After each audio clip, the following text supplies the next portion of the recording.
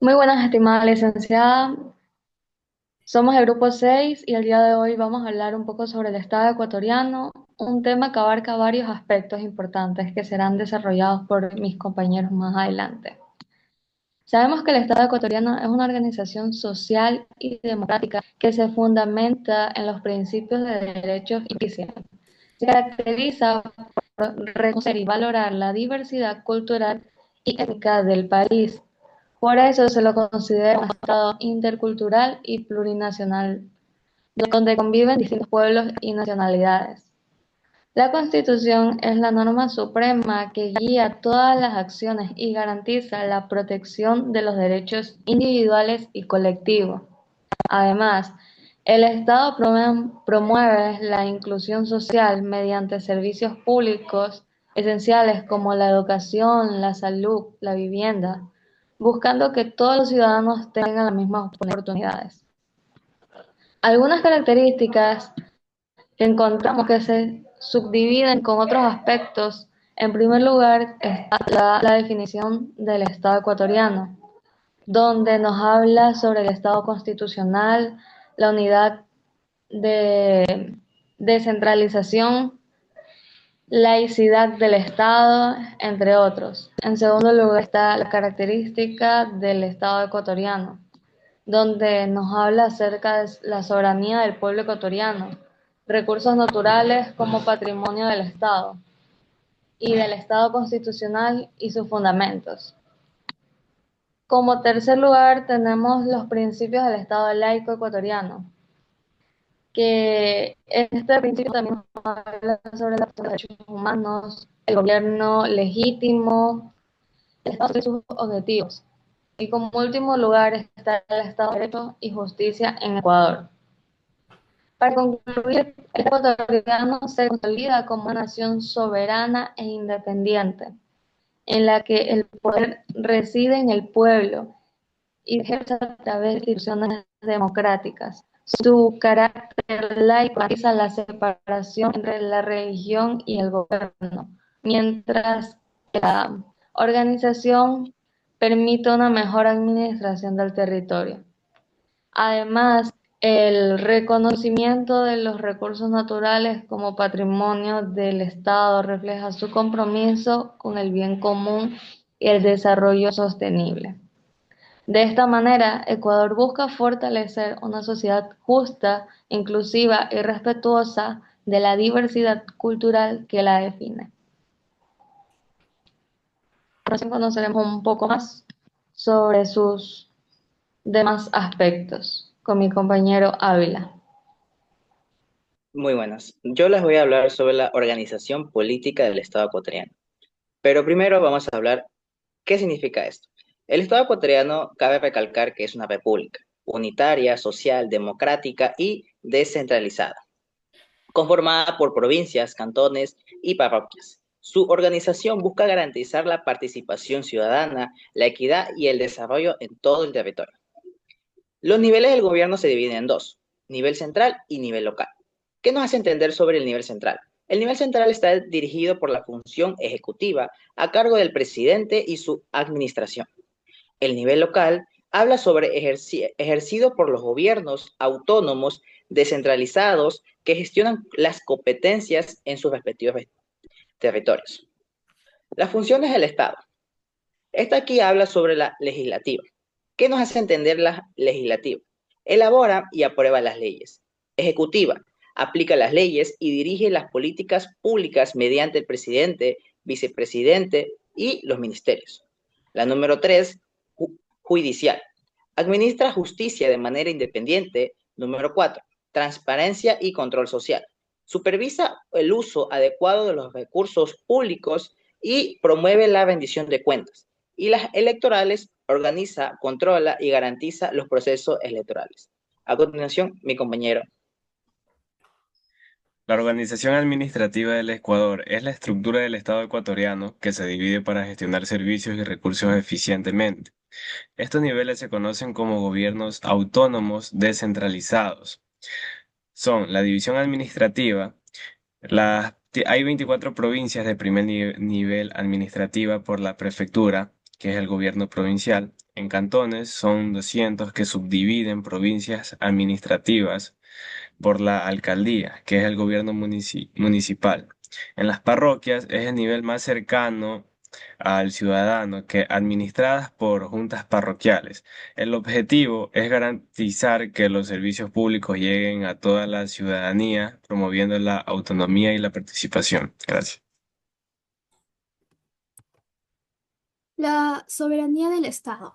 La soberanía del Estado es el poder supremo e independiente que posee un Estado para decidir libremente sobre sus asuntos internos y externos, sin que exista autoridad superior que la someta. La soberanía puede entenderse como la independencia y la potestad que tiene el Estado para decidir libremente sobre sus asuntos internos y externos, sin intervención de otros estados o poderes. Este concepto subraya la idea de que cada estado es dueño de su destino político, económico y social. Soberanía interna: dentro de su territorio el estado establece el orden jurídico, las normas y ejerce la autoridad máxima.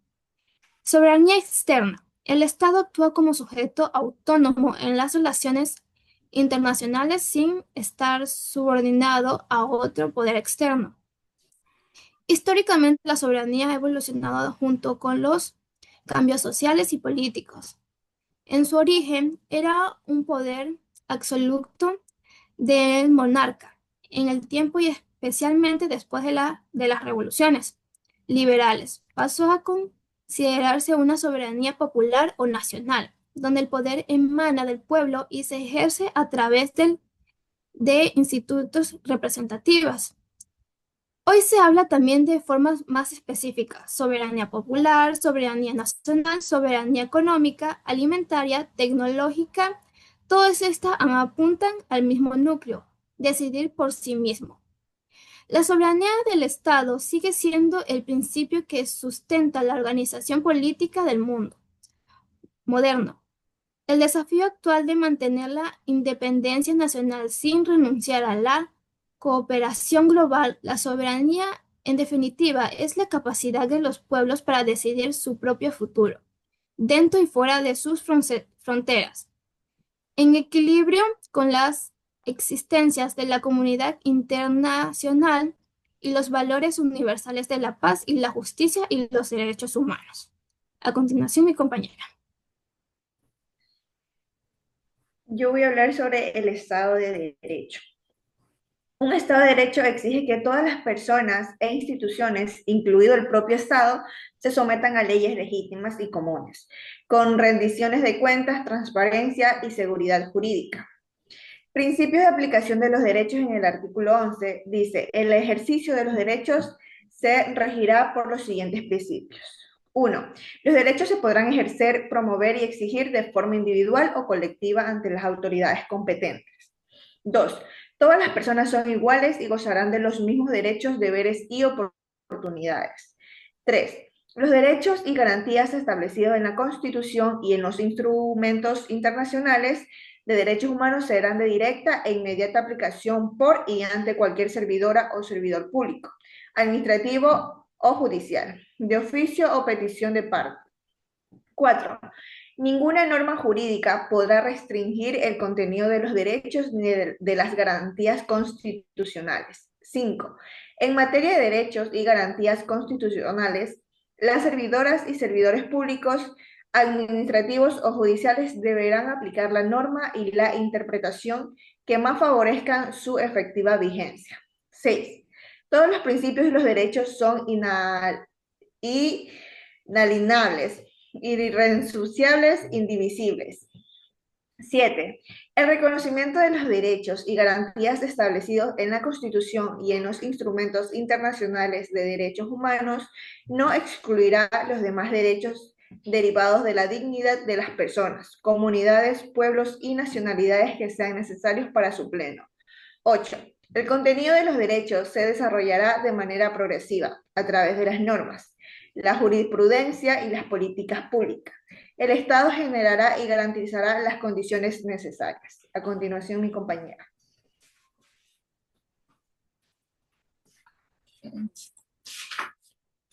Bueno, en este caso me toca hablarles sobre la realidad socioeconómica del Ecuador. Es un tema muy importante porque nos permite comprender la situación actual del país en aspectos como la economía, el empleo, la educación y las condiciones de la vida de la población. La economía del país depende principalmente del petróleo, del camarón, flores y cacao, que son los principales motores de exportación y generan gran parte de los ingresos nacionales. A pesar de esto, persisten desafíos importantes, como ilustra en la imagen.